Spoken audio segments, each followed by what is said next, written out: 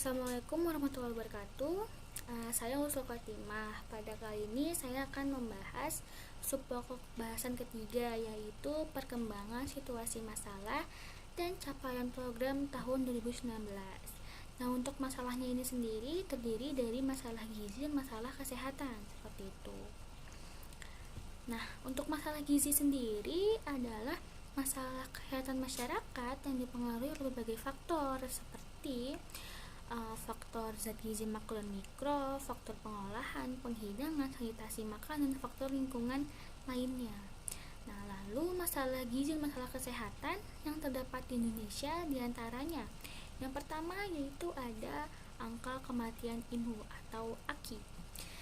Dalam RPJMN tahun 2016 sampai 2019, pemerintah itu menargetkan adanya penurunan angka kematian ibu sebesar 205 per 100.000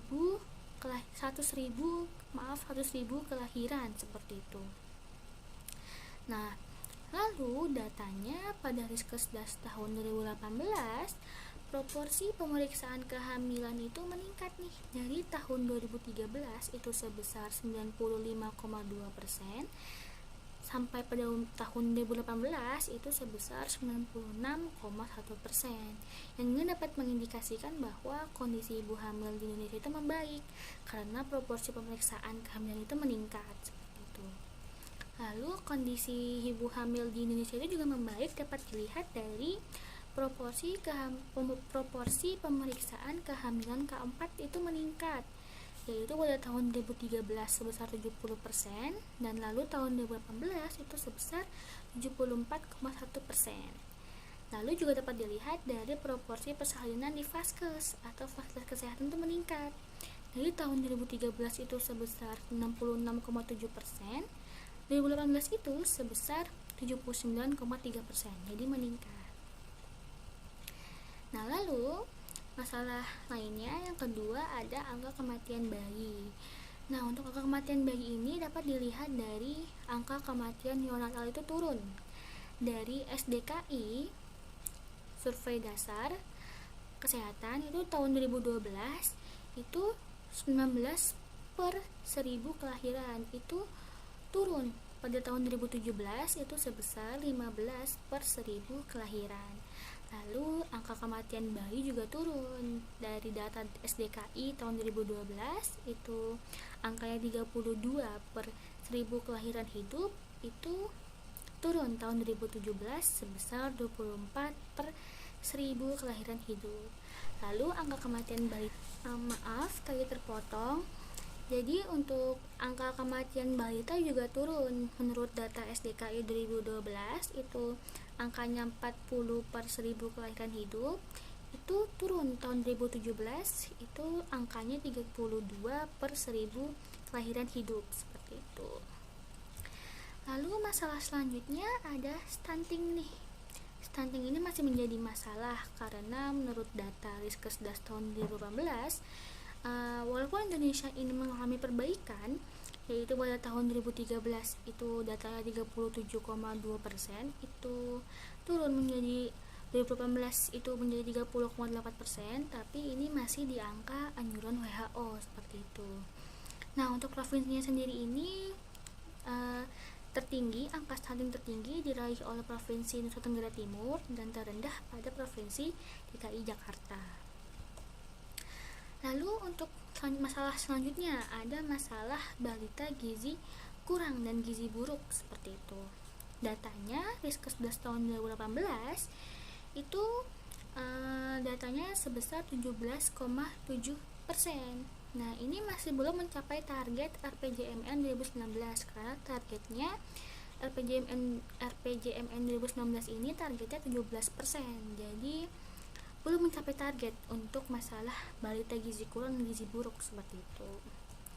Masalah selanjutnya adalah BBLR atau berat bayi lahir rendah. Untuk datanya rata-rata proporsi BBLR di Indonesia itu sudah memenuhi target RPJMN 2019 yaitu 6,2%. Jadi rata-rata proporsinya 6,2%, itu sudah mencapai target, dari target itu 8%, seperti itu. Sudah cukup mencapai target seperti itu. Nah, lalu masalah selanjutnya adalah masalah pada ibu hamil. Di antaranya ada KEK atau kekurangan energi kronis. Kekurangan energi kronis ini menurut data Riskesdas tahun 2018 ini mengalami penurunan dari tahun 2013 sebesar 24,2% itu turun menjadi 17,3% pada tahun 2018. Lalu masalah pada ibu hamil kedua ada anemia. Anemia ini datanya mengalami kenaikan nih dari tahun 2013 itu sebesar 37,1%, itu naik sebesar 48, itu naik menjadi 48,9% pada tahun 2018. Nah, lalu untuk angka tertingginya itu terdapat pada umur 15-24 tahun, yaitu sebesar 84,6%. Nah, lalu masalah selanjutnya ada anemia pada remaja. Nah, anemia pada remaja ini masih menjadi masalah di Indonesia karena dapat menyebabkan menurunnya perkembangan motorik, lalu menurunnya kesehatan reproduksi remaja, lalu juga terakhir adalah prestasinya menurun dan kecerdasannya terhambat seperti itu. Nah, kesehatan remaja ini penting karena menjadi tolak ukur keberhasilan pembangunan kesehatan seperti itu. Lalu juga kesehatan remaja ini penting karena untuk mencetak generasi penerus bangsa. Jadi harus memperhatikan juga nih kesehatan remaja seperti itu. Nah, lalu selanjutnya kita akan lihat datanya nih. Datanya remaja putri yang mendapat tablet tambah darah menurut Riskesdas tahun 2018 itu sebesar 76,2%, yang dibagi menjadi dua. Ada yang mendapat di sekolah sebesar 80,9% dan ada yang mendapat bukan di sekolah itu sebesar 19,1%. Dan lalu yang tidak mendapat tablet tambah darah itu sebesar 23,8% seperti itu. Nah, lalu pemerintah ini melakukan upaya nih untuk mencegah anemia pada remaja ini dengan cara pemberian tablet tambah darah untuk remaja putri seperti itu. Nah, masalah selanjutnya itu adalah obesitas pada orang dewasa. Datanya sendiri ini adalah menunjukkan adanya tren peningkatan dari tahun ke tahun pada dewasa umur lebih dari 18 tahun seperti itu. Nah, datanya dapat dilihat di PPT. Untuk berat badan lebih maupun obesitas itu trennya naik terus ya dari tahun ke tahun seperti itu. Nah, lalu apa aja sih program gizi yang dilakukan oleh pemerintah seperti itu? Yang pertama, pemerintah mengadakan program yang namanya PISPK atau Program Indonesia Sehat dengan Pendekatan Keluarga. Program ini yaitu program yang anggota program ini adalah program yang dilakukan dengan cara datang langsung ke masyarakat untuk memantau kesehatan masyarakat, termasuk pemantauan gizi masyarakat seperti itu. Lalu program yang kedua ada program PMT atau pemberian makanan tambahan, yaitu makanan yang diberikan berbentuk makanan keluarga berbasis pangan lokal dengan resep yang dianjurkan seperti itu. Ada juga suplementasi gizi berupa makanan pabrikan seperti itu. Lalu program ketiga ada 1000 hari pertama kehidupan, yaitu dimulai sejak fase hamil pada umur 270 hari sampai anak berumur 2 tahun.